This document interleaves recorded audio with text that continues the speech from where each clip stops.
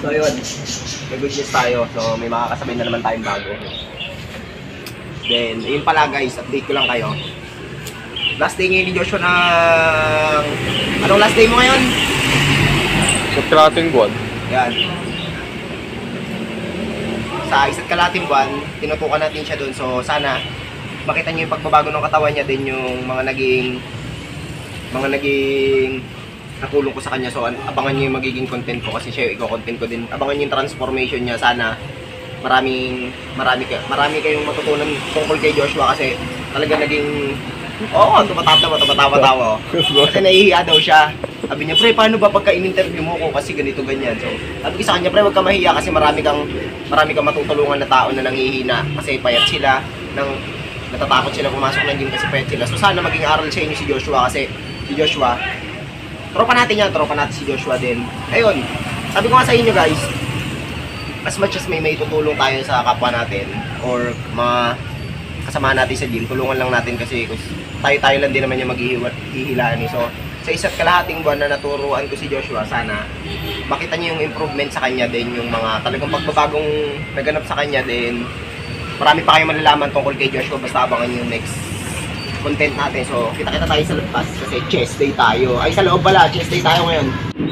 Nakataas na pala ako So yun, nagmamadali tayo, chest day lang din naman natin yan. Then pura explosive pa rin tayo. Sana marami kayo natututunan or kung may advice pa kayo sa akin, advice nyo lang kasi tawag doon, hindi naman lahat alam ko So marami pa akong hindi alam na alam nyo. At may alam ako na hindi nyo rin alam kasi magkakaiba tayo ng experience. Pero alam ko, sa journey natin na to, sa fitness industry, maraming may alam pa dyan sa akin. So gusto ko lang gawing motivation yung sarili ko para sa inyo. Sana huwag kayo magsawang sumuporta sa atin kahit alam natin hindi pa ganun kalaki yung community natin sa YouTube. Hindi naman sa YouTube, abang sa YouTube lang. Sa Facebook, Brandon Cage Liquido. Kung ano yung pangalan ko sa YouTube o hindi yung pangalan ko sa Facebook, sana patuloy niyo ako suportahan kasi once na dumami tayo, marami pa tayong mag-motivate na tao. Kita-kita tayo sa taas, workout na tayo.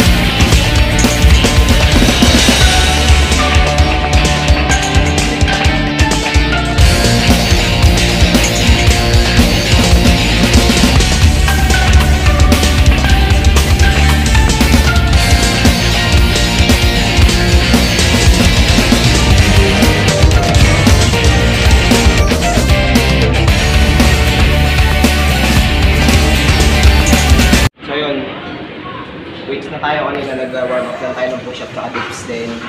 Gawa naman sa yung program namin, test day lang kami pero gagawin lang namin. Naka-advance pa naman kami pero yung pagka-advance na ginagawa namin, kumbaga nilalaro namin yung plates ngayon. So, heavy to light muna, tapos light to heavy.